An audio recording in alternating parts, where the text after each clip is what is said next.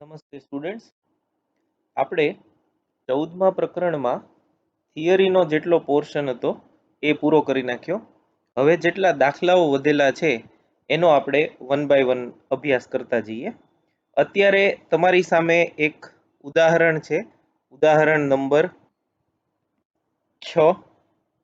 આ ઉદાહરણમાં એટલે અહીં તમે લખજો ઉદાહરણ નંબર 6 4.6.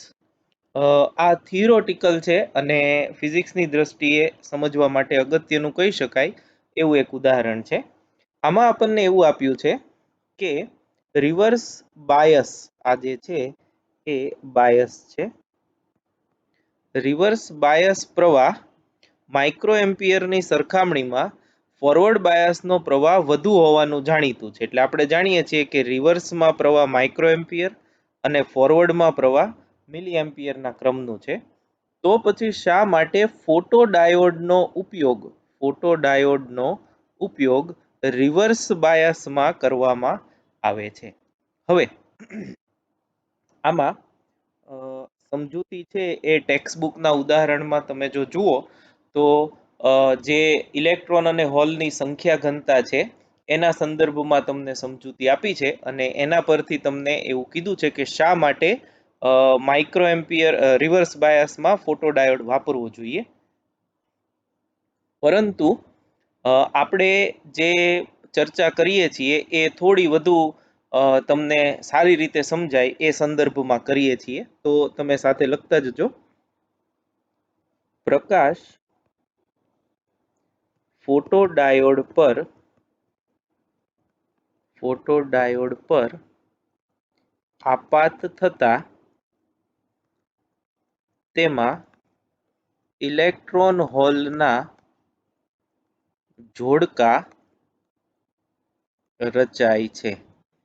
એટલે આપણે આ જાણીએ છીએ, તમે ફોટોડાયોડનો જો અભ્યાસ કર્યો હોય એ તમે ટેક્સ્ટબુક કે મટીરિયલમાંથી વાંચો તો આપણે એવું લખ્યું છે કે ફોટોડાયોડમાં એક નાનકડી વિન્ડો હોય, પ્રકાશ બારી, જેમાંથી પ્રકાશ ફોટોડાયોડના જંકશન પર આપાત થાય અને એના કારણે ઇલેક્ટ્રોન હોલના જોડકા રચાય, કેમ કે એની ઉર્જા જે છે એ પ્રકાશની તીવ્રતા જે છે એના કારણે એ બેન્ડ ગેપ ઉર્જા કરતાં વધુ હોય તો ઇલેક્ટ્રોન હોલના જોડકા રચાય છે.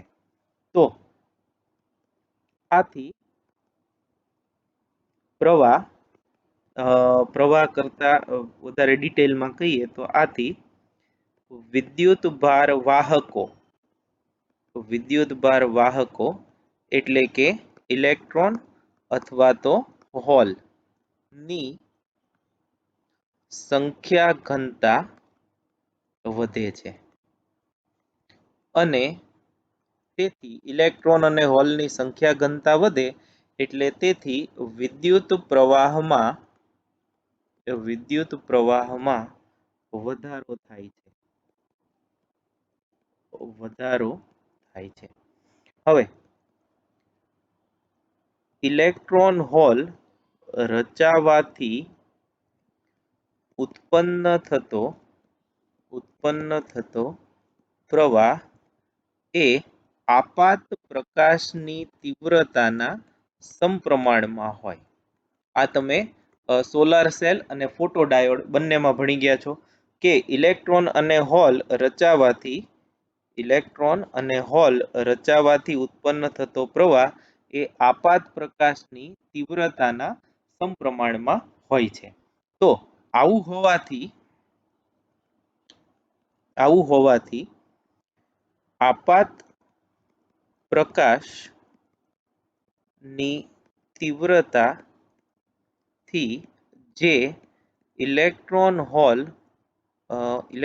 હોલ ઉત્પન્ન થાય તેનાથી રચાતો પ્રવાહ માઇક્રો એમ્પિયર ના ક્રમમાં હોય છે. હવે જો ડાયોડ ફોરવર્ડ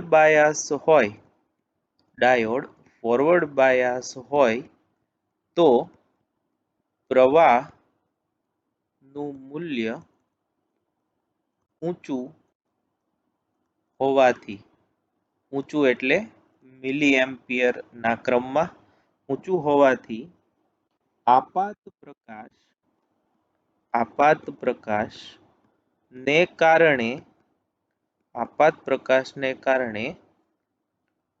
પ્રવાહમાં થતો ફેરફાર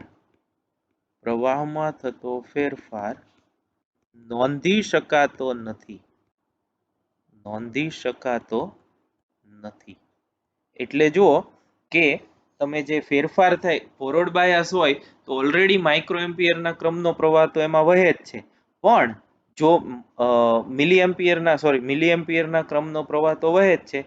હવે જો ફોટોડાયોડ થી જે પ્રવાહ ઇલેક્ટ્રોન હોલ ઉત્પન્ન થઈને થાય પ્રકાશ આપાત થવાથી, તો એ પ્રવાહ તો માઇક્રો એમ્પિયરના ક્રમનો હોય.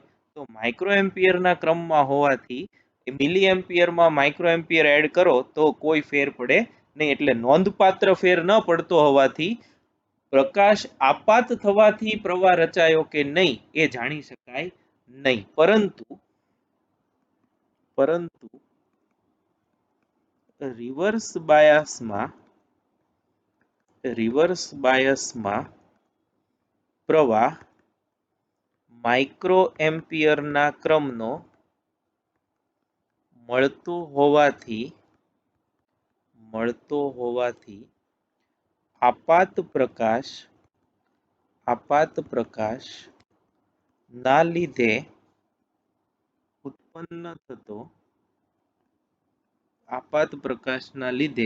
ઉત્પન્ન થતો પ્રવાહ નોંધી શકાય છે અને પ્રકાશ પારખવામાં મદદ મળે છે. આમ ફોટોડાયોડ હંમેશા રિવર્સ બાયસમાં જ વાપરવામાં આવે છે. બરાબર, આ એનું કારણ છે. એટલે આ રીતે જ મટીરિયલમાં સમજૂતી આપેલી છે અને આ રીતે તમે લખો તો પણ વાંધો નથી. આમ તો પરીક્ષા લક્ષી પ્રશ્ન છે નહીં, સમજૂતી માટેનો પ્રશ્ન છે, એટલે આ રીતે તમારે તૈયાર કરવાનો છે. Thank you very much.